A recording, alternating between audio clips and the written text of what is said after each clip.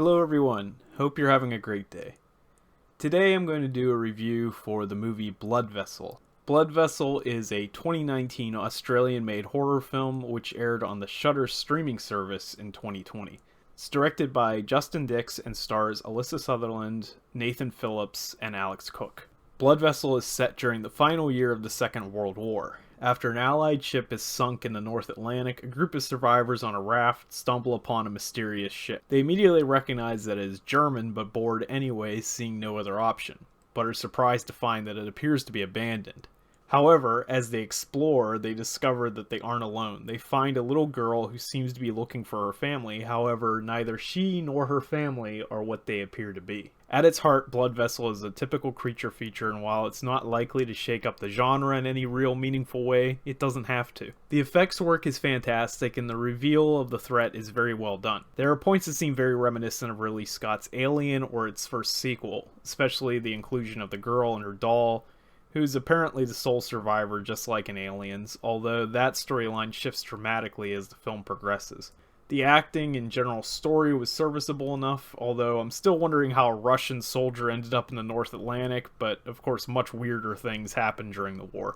It's also clear that most of the cast is Australian, even the ones who are supposed to be something else. For example, one of the leads, played by Alyssa Sutherland, is supposed to be an English nurse, but her Queensland accent makes an appearance on several occasions. Of course, none of that really drags the film down in any meaningful way. Overall, it's a simple, fun monster movie with some really cool creature designs that actually reminded me of the early works of Neil Marshall. I'm going to give Blood Vessel a 7 out of 10. Before wrapping this up, I want to talk a bit about the creatures, so there's going to be some spoilery content, so if you want to find out what happens for yourself, go check out Blood Vessel on Shudder. When the band of survivors first board the ship, they think it's a ghost ship since they don't find anybody on board, but soon they start to discover the mangled bodies of the former crew members, which reminded me a bit of the beginning of Godzilla 1985. Shortly after, they discover a little girl, whom they determine is Romanian, and seems to be lost. She keeps asking about her family, so the survivors decide to help her find them, but after an altercation with the last surviving German soldier, who's absolutely terrified of the seemingly harmless child, it becomes apparent that she isn't who she appears to be. If the title of the film and the fact that this random girl just happens to speak Romanian aren't clues enough, it turns out that the cargo the ship is carrying includes several vampires, or strigoi. The designs of the vampires are really cool, as they've gone all in on the werebat look, which I've always really liked.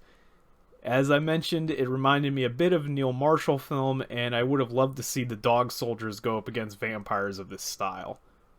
In fact, Marshall himself was supposed to direct a Dracula adaptation about him getting loose on the ship and killing the crew of the Demeter on his way to England that never got made, so this film gives audiences a taste of what that might have looked like. Although Marshall has long since left that project, as far as I know, the film, titled Last Voyage of the Demeter, is still in development and will also hopefully get released someday, as the concept of a monster loose on the confined spaces of a ship at sea is a basic but very effective horror premise, and although Alien definitely did it best, I feel it can still make for an excellent film. So if you like monster movies, I'd recommend giving Blood Vessel a watch. If you're in the US, you can watch it on the Shudder streaming service, and as always, thanks for watching.